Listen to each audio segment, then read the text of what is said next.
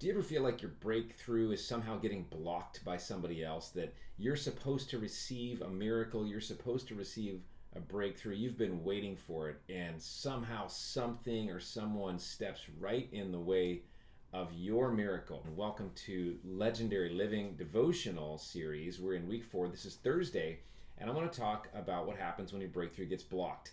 In 2016, the NBA Finals Game 7, it was Cleveland Cavaliers against the Golden State Warriors, and the Warriors were sure to win. The game was tied 89-89, and LeBron James blocked what would have been the winning layup from Andre Iguodala, and the crowd went wild. It turned everything around, and Cleveland won their first NBA championship. Amazing stuff. You know, sometimes things can turn around when you least expect it. And if it's not looking good for you right now, I want to read you a passage of scripture from Luke chapter 8 that really explains how Jesus comes through even when it doesn't seem like he's going to. What's the delay that you might be facing in your life right now? Maybe there's something that's been held back with an answer to your prayer, or maybe it's somebody that you were hoping could turn around and just seems to be getting worse in some way. Maybe for you, it's your own personal growth and you're stalled in some way and you feel like you just keep trying, but the breakthrough's not coming. Or maybe there's something financial or medical. There's so many areas of our life that often get held back, and it seems like God's not even aware that things got stalled. Well, if you feel like your miracle has gotten stolen in some way, your breakthrough is blocked, I want to encourage you today from Luke chapter 8, where Jesus does the unthinkable. It says in Luke chapter 8, verse 40, on the other side of the lake, the crowds welcomed Jesus because they'd been waiting for him. Now, by the way, in this story, in this account, Jesus had already calmed the storm. He had healed a demon-possessed man, and now he's being confronted with more need. It says in verse 41, then a man named Jairus, a leader of the local synagogue, came and fell at Jesus' feet, pleading with him to come home with him. His only daughter, who was about 12 years old, was dying. Jesus is always paying attention to these kinds of needs, and he has that soft heart for us when we come to him. It says, as Jesus went with him, he was surrounded by the crowds. A woman in the crowd had suffered for 12 years with constant bleeding, and she could find no cure. Coming up behind Jesus, she touched the fringe of his robe. Immediately, the bleeding stopped. Who touched me? Jesus asked. Everyone denied it. And Peter said, Master, this whole crowd is pressing up against you. But Jesus said, someone deliberately touched me, for I felt healing power go out from me. When the woman realized that she could not stay hidden, she began to tremble and fell to her knees in front of him. The whole crowd heard her explain why she had touched him and that she had been immediately healed. Daughter, he said to her, your faith has made you well. Go in peace. While he was speaking to her, a messenger arrived from the home of Jairus, the leader of the synagogue. He told him, your daughter is dead. There's no use troubling the teacher now. Can you believe that? Jesus is on his way to help Jairus. A woman interrupts him, and in the meantime, Jairus' daughter dies. If this woman had not interrupted Jesus on his way to do the job he was going to do, if she had said, I'll take my place in line, if she had said, I'll wait until he's done with what he's doing, she would have still been healed, and Jairus' daughter would have been just fine. But it says in verse 50, but when Jesus heard what happened, he said to Jairus, don't be afraid, just have faith, and she will be healed. When they arrived at the house, Jesus wouldn't let anyone go in with him except Peter, John, James, and the little girl's father and mother. The house was filled with people weeping and wailing, but he said, stop the weeping. Jesus said, stop the weeping. She isn't dead, she's only asleep. Now, we've heard Jesus say these words before about somebody who was dead. They're only sleeping. But the crowds laughed at him because they all knew she had died. Then Jesus took her up by the hand and said in a loud voice, my child, get up. And at that moment her life returned, and she immediately stood up. Then Jesus told them to give her something to eat.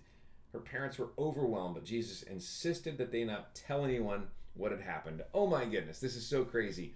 All the way from we expect a miracle to it's impossible to it's better than we imagined. And then don't tell anybody. I think this is such an interesting account, and I see 3 responses here to what's going on. One was with the messenger. Okay, Jesus is on the way to help Jairus. He gets sidetracked by this lady. She gets healed.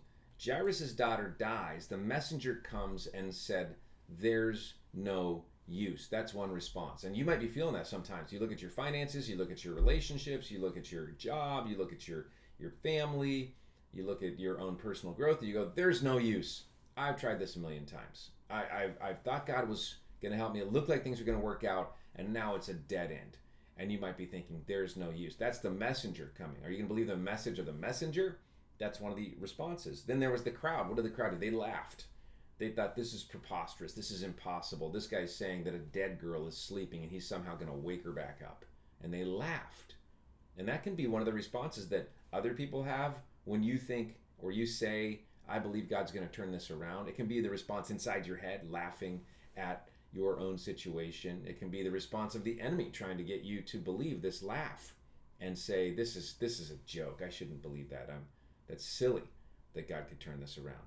But then there's the response of Jesus and then Jairus, who believes Jesus. And Jesus said, just have faith. Instead of there's no use, just have faith. And when Jairus believed, Jesus was able to perform the miracle. Jairus' daughter was healed, and everybody was amazed. And that is exactly the response that Jesus wants to bring in your life and mine when we look at a situation that feels delayed. You know, sometimes we think a delay is a denial, and actually it's not. Delays are not denials. Sometimes delays are to make the story greater. It's to bring more glory. It's to help you be ready. I was thinking just this morning as I was praying, I thought, sometimes I need God to refine my prayers. Like as I pray, I realize that some of my prayers are selfish. Some of my prayers are impatient. Some of my prayers are short-sighted. And sometimes God's delays are that process of him refining what we're asking for, refining what we really want, actually elevating in many ways the outcome so that God can do the work that he wants to do, which is always going to be the best. I remember when Melissa and I were out of college and we had gone to Chicago. We thought we were going to be moving overseas as missionaries, and then eventually we thought we'd come back to the Portland area to start a church. But we had a big dream in mind, something we'd been pursuing for years, and all of a sudden things stopped. The team fell apart. The opportunity dissolved right before our eyes, and we had spent all kinds of money. We'd raised money. Other people had helped us get to Chicago. We had announced this big plan, and all of a sudden it was a screeching halt. Nothing was working, and we were going to have to come home, and we didn't know what to do. And at the same time, at our church, Pastor Ken was looking for some help, and we did not know that. And so God was weaving these two things together, us being redirected and Pastor Ken looking for help at Westside to just encourage and continue to build the church. And so when we got back, we realized that God had been opening some doors. That same missionary heart that we had was able to be expressed at the church that we loved and had known for so long. And now we were joining the team. And it was years and years before we really felt like we could have any kind of understanding. Why did we go through that? You ever had one of those things? It was just a big detour delay, and we didn't understand it. And to be honest, there's still question marks in my mind about that time. Why did we go through that? Why did that not work out? And yet, I've been so blessed as the pastor of Westside, and Melissa, we've been so blessed together to serve and to see what God is doing. And now all of this fruit is coming that we are really grateful for. And not long ago, Pastor Jess at church, she pulled me aside and she said, I wanted to tell you something. I said, what was that? She said, I realized that a long time ago, you and Melissa thought you were going to be missionaries, and God shut that door. And she said, but I want you to look around right now, because what's happening is that you're being used to raise an army of missionaries. And that was one of the kindest, most thoughtful, most encouraging things anyone's ever said to me. And it was just another reminder that God's delays are not God's denials, that in the middle of the delay, when the breakthrough looks blocked, that it's okay. We can trust him. We can keep moving forward one step at a time. We can trust that he's going to say, just have faith. Just have faith. It might look like there's no use, but just have faith. If you're in a position right now where any part of your life feels like your breakthrough is blocked, I want to encourage you to just have faith. Believe that Jesus can do what he said he would do. Believe that your situation's not dead. It's just sleeping.